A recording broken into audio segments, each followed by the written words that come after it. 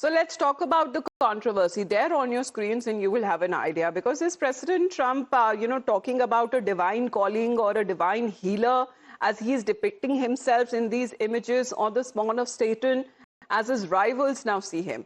We will tell you exactly when it comes to two of the most powerful Americans in now concerned, and of course, when it comes to leading, when it comes to the Christian faith. American President Donald Trump and Pope Leo now seems to be clashing over Christ. While President Trump seems to be invoking divine powers to justify the war on Iran, the Pope says that God rejects prayers of the killers. Now, who is he hinting at? Because now Pope has said that he is not scared of the American administration. Now, he may see himself as a messiah, as a savior, as some divine power, as President Trump seems to be, talking about and interpreting from these pictures there. But there seems to be a problem. The real question is, why is he actually mocking the Pope in this? Why is he going after when it comes to the faith in Vatican? Because before we get you in that, let's take you straight to this battle of God's words that seems to be happening between the Pope and President Trump over the war in Iran. I don't think he's doing a very good job. He likes crime, I guess. We don't like it. We don't like a pope that's going to say that it's okay to have a nuclear weapon. We don't want a pope that says crime is okay in our cities. I don't like it. I'm not a big fan of Pope Leo. He's a very liberal person, and he's a man that doesn't believe in stopping crime. He's a man that doesn't think that we should be toying with a country that wants a nuclear weapons so they can blow up the world. So I'm not a fan of Pope Leo. I have no fear neither the Trump administration nor speaking out loudly about the message of the gospel. And that's what I mean. I am called to do what the church is called to do. We're not politicians. We're not trying to make foreign policy also with the same perspective that we might understand. But I do believe in the message of the gospel. Blessed are the peacemakers. It's the message of the Lord. Thank you very much for clarifying. Now you had the context, you heard it. Now listen in as far as the holy war of words that seems to be happening between Trump and Pope, because as far as the Pope is now concerned, he seems to be highlighting the message saying that he's not afraid of the American administration. Meanwhile, Iranian Parliament Speaker Ghalibaf seems to be also entering the fray and now seems to be praising Pope's statement that he has taken against the President of the United States of the "I have no fear" message, while condemning the ongoing conflict. Now, the Iranian leader says that Pope Leo's stance inspires millions and stands as a voice against of those who seem to be killing the innocents. Now, this massive controversy around Donald Trump attacking the Pope, you heard him saying that I'm not a fan of the Pope. He shared an image portraying himself as Christ, even though he says that he sees himself as a divine healer, as a doctor. Now, even as the tensions that rise over the Iranian blockade, now what we talk about exactly when it comes to the veteran diplomat, Ambassador Daniel Fried, who has also spoken exclusively to us. We also talk about this conversation exactly when it comes to this war that is now happening in Iran. Has it now turned into a holy war? Let's listen into this conversation that happened with Navika Kumar. Joining me on the News Hour tonight is Ambassador Daniel Fried, a man who's held the position as the American ambassador to Poland in the past, and is well versed in how the world is looking at this entire situation, also a member of the Atlantic Council. Good evening, Mr. Fried, and the question on everybody's in everybody's mind today is we've been seeing bombastic statements coming from President of United States, President Trump, from wiping out civilizations to obliterating Iran. He's now Jesus Christ. The Pope has literally been wiped out the list. How really do you look at the situation, and are we in some sort of a make-believe world? Oh, it's not make-believe at all. Donald Trump is the president of the United States. He has his own way of expressing things. And some of his decisions, some of his actions are purely symbolic. Others have real-world consequences, such as the war in Iran. And it is difficult for Americans, for many Americans, as well as for many people around the world. President Trump has a way of stepping on his own positions. That is, often President Trump has a point in what he says, but his execution undercuts what he says he's trying to do, and it leaves many friends of the United States frustrated, to say the least. Here we are. Yes, taco, probably the most often used expression these days, but President Trump has now promised a blockade of Iranian ports. Do you think this is also going to be a taco moment, or do you think he's going to carry this out and the world is going to see the biggest crisis it has seen over the last 40 days?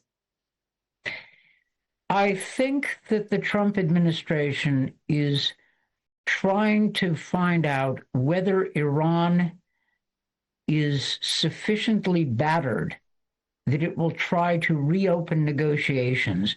I think he is looking for pressure points, for points of leverage. In defense of the Trump position, it is reasonable to demand that the Strait of Hormuz be open for everybody, that it return to its status as an international waterway. Now, you can perfectly well argue that the closing of the Strait of Hormuz is a result of Trump's war against Iran.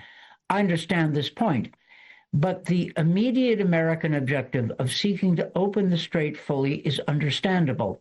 The trouble is, what if Iran is unwilling to bend to any U.S. positions or demands, but simply wants to wait out the United States on the assumption that the economic damage to the United States and its friends will be so severe that Trump will not be able to sustain his position? We don't know.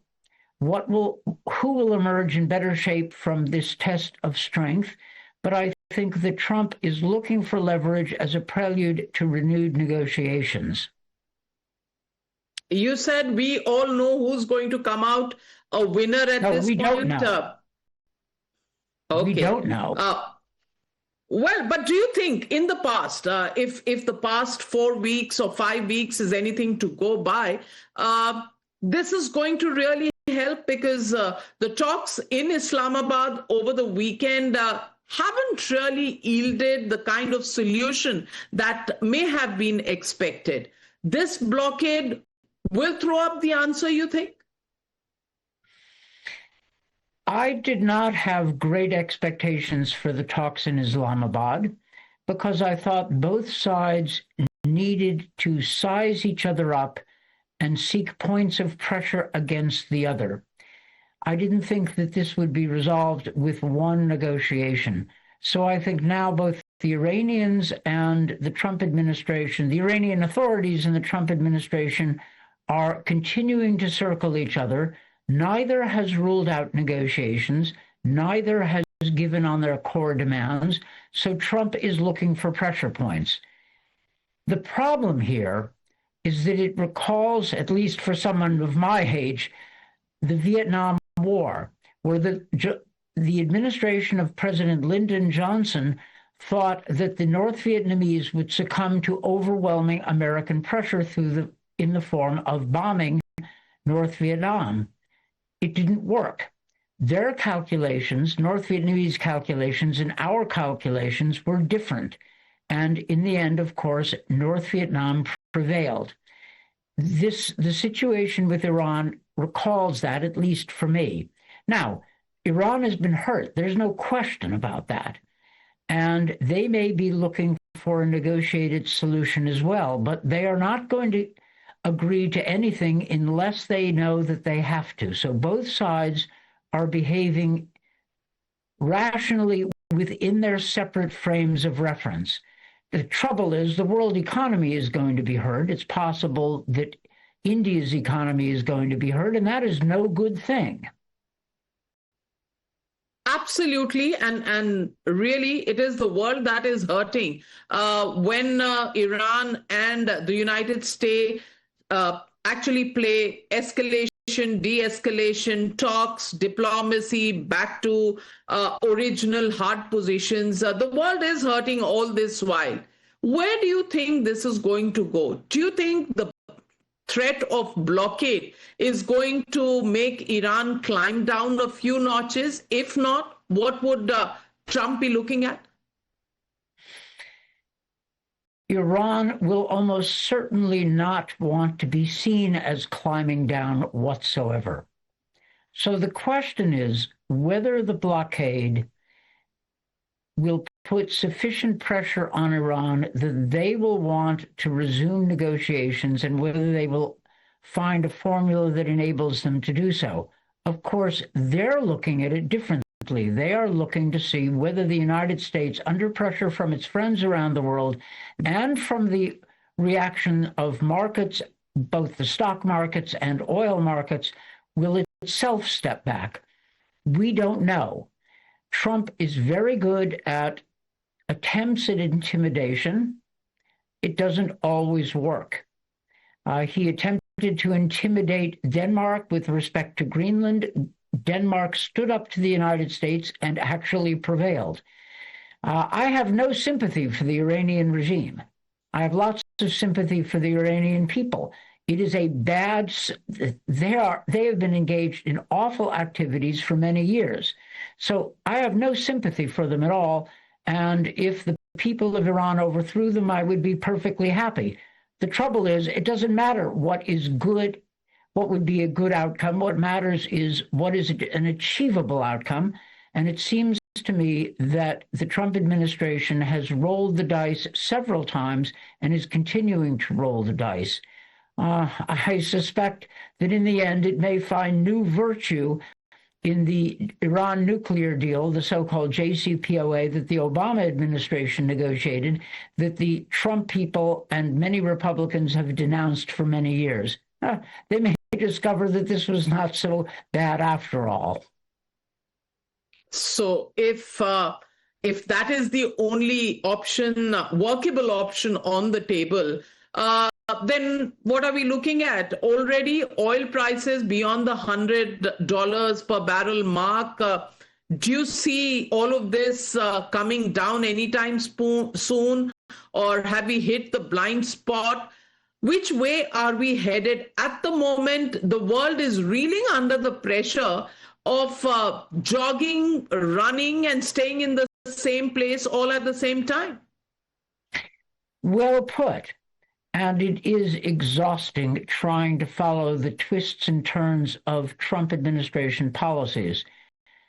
I think that the two sides have a reasonable chance of resuming negotiations. I wouldn't rule this out. I think that Pakistan has done a reasonable job. I think that there may be other channels developing. I think Trump does want some kind of a deal. I think he understands that his maximalist position has not paid off as he would like. Look, stepping back from this, and in response to some of your questions, I was involved in U.S. policy toward the Soviet Union during the Cold War. And if you look at it in a big picture, how did we prevail? We prevailed not through a military confrontation, but through a more or less stable process of containment, plus support for dissident movements, democratic movements throughout the Soviet Empire and in Russia itself.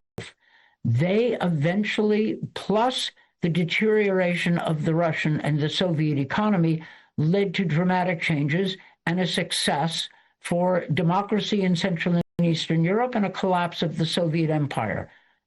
In other words, we didn't try to overcome the Soviet Union through military force. We bet on the democratic potential of the subject peoples of the Soviet Empire and a stable military relationship based on containment. You can see where I'm headed with this. Some degree of patience and perseverance might pay better dividends than simply rolling the dice and hoping for a spectacular near-term success. So let me ask you, do you see that patience being the virtue of President Trump? Will he be patient for that long, number one? And number two, where do the NATO allies come in on this? Well, I think you know the answer to your question, but I will provide it since you asked. Trump is not known for his patience. It is a problem. Secondly, Trump has burnt through, for no good reason, a lot of political capital with our NATO allies. We need them. They can be useful.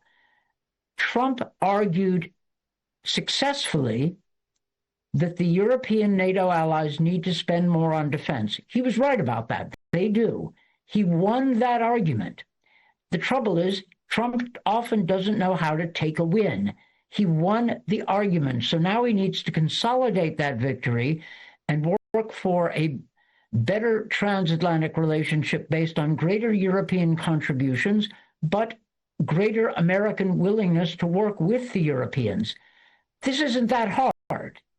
I spent decades working with Europe diplomatically, and it is always complicated, but it is always possible. We have plenty of allies and friends, and we shouldn't alienate them. Denmark has been a good friend, and what have we done? The Trump administration bet very heavily on Viktor Orban, the now defeated prime minister of Hungary, who is doing none of the things that Trump calls on European countries to do.